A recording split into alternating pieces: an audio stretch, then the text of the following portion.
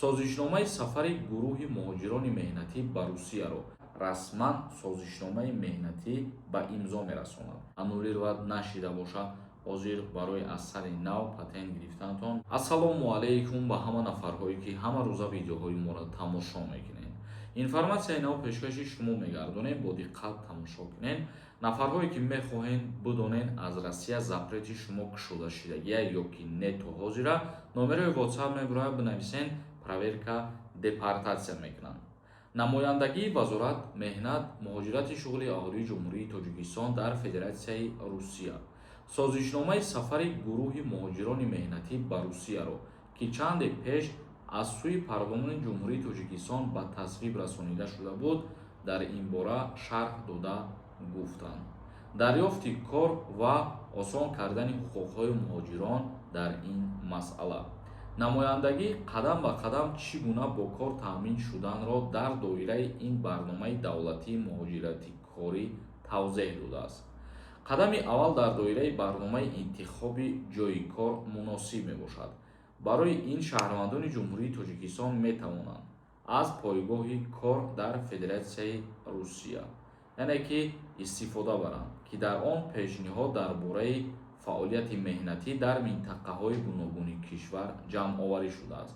яъне пойгоҳ сайте ки пешниҳод шудагиай барои ба кор таъминкунии шаҳрвандони ҷумҳурии Тоҷикистон дар чандин минтақаҳои Федератсияи Русия ва инчунин барои ҳуқуқҳои муҳоҷиронро ҳимоя кардан якчанд созишномае пешниҳод шудагӣ буд аз ҷониби Парлумон ва дар ин масъала намояндагии вазорати меҳнат муҳоҷират дар Федератсияи Русия ҳамин чиза шарҳ дод.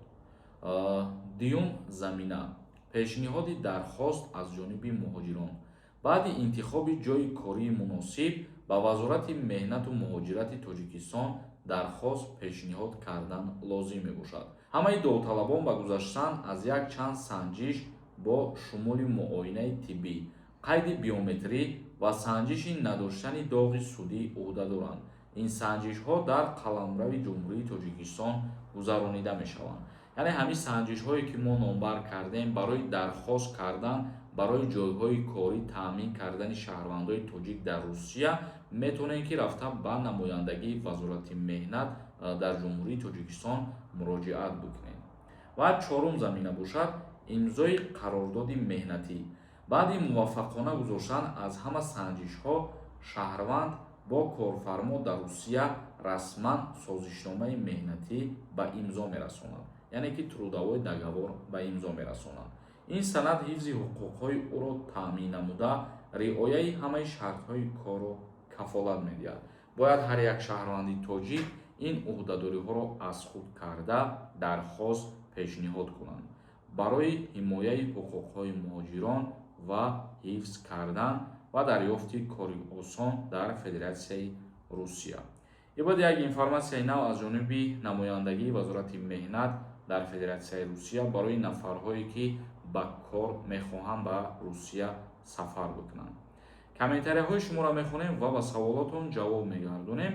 кадом нафаре ки мехоҳад дар шаҳри Москва пеши стоматологи тоҷик бирава ва проблемаҳои дандонша ҳал бикунад, марамад номере ки мебарояд метавонед дар телеграмаш суҳбат кунед, қатиш нависта ё ки прямой дар номерош занг бизанед ва бирен аз наздик кортона ҳал мекунанд. Давлатов Олимҷон нависонда: салом ака, илтимос ҳамира ҷавоб тиҳем.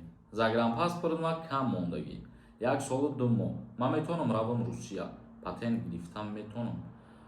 агар ки ҳамин муддати 1 сола рафтанӣ бошен, бале метавонед. агар ки аз 1 сол камтар боша муҳлаташ, хубаш загранпаспортона иваз кунед ва ҳозирам агар ки иваз карданӣ бошен ягон мушкилие надора, лекин ҳамин заграни ҳозиратона бимонед. мисол ягон расмша ё ягон копияша ки мабодои сабаби иваз кардани заграни шуморо пурсидан ва шумо нишон битиҳед ки ба хотири кам будани муҳлаташ иваз кардагиед. Ортиқов нависонда: салому алайкум ака, патент гирифтам, 6 моҳ истифода бурдам омадам. ба ватан 3 моҳ шуд, ҳозир метавонам аз нав патент бигирам. вақти баромаданатон ҳамин патенте ки истифода кардагиен аннулировад нашида боша, ҳозир барои аз сари нав патент гирифтанатон баъд проблема намешавад. Табаров нависонда: ман дар Москва, метавонам дигар шаҳраш бирам. регистратсияам чӣ мешавад, бекор мешавад, тамошо бурам? Не, барои тамошо рафтан ягон мушкилӣ намешавад. Мисол шуморо коркунои милитсия ки яке пурсон мешаванд, регистратсияи шумо дигар шаҳре ва дар ин шаҳр чӣ кор мекунем? Ҳамчун меҳмон гуфта фаҳмондадиҳӣ метавонем ки бикунем. Фазлиддин нависондаи: ассалому алайкум. Ман Москва омадагим да 15 рӯз шид. Ман Санкт-Петербург ба бирам. Регистратсия карда метавонам ака? Ҳозир регистратсияи амина дорам. Пешакӣ раҳмат. бале, дар ҳамун Санкт-Петербург агар ки шумо доимӣ монданӣ бошед, дар онҷо метавонед бигиред. Ҳоҷиев нависондаи: амнистия мешавад ё не? Дар бораи статьяҳое ки мақсад дар авф дохил мешаванд ё ки намешаванд, пешакӣ ҳеҷ касе чиз гуфта наметавонад, чунки вақти қонуни авф ба имзо мерасад, баъдан дар онҷо пунктҳо мебарояд ки кадом намуд гурӯҳи одамо авф мешаванд. Аҳмади Зоирхон нависондаи: як штраф дошта бошӣ, аз Тоҷикистон рафтанда ба Москва мегардонанд ё не? 500 рубл штраф дорам. 500 рубл сабаб шида метавонад наспоридантон ки шуморо аз рейс бигардонанд. ба ҳамин хотир ҳама ҷаримаҳоро сари вақт пардохт бикунед, то ҳатто қарзи симкартае ки ба номи шумоа сабаб шида метавонад ки шуморо запрет бикунанд. Қурбонов нависондаи: ассалому алайкум. Пешакӣ раҳмат. Ака кадом аэропорт бирем ки проверкаш камтарай? дар ин масъала ҳеҷ чизи тавсия дода наметавонем, чунки баъзан вақтҳое ҳаст ки дар ягон аэропортҳо мисол проверка камай, вале боз баъзе вақте ҳаст ки дар ҳамон аэропорте ки проверка кам буд бо назорати ҷиддӣ мешавад. Юсуф нависондаи: ассалому алайкум. Сентябр омадам хона. Оилаам Россияда мондам. Рафтанда проверка кардам, запрет мондам. Ман 62 сола.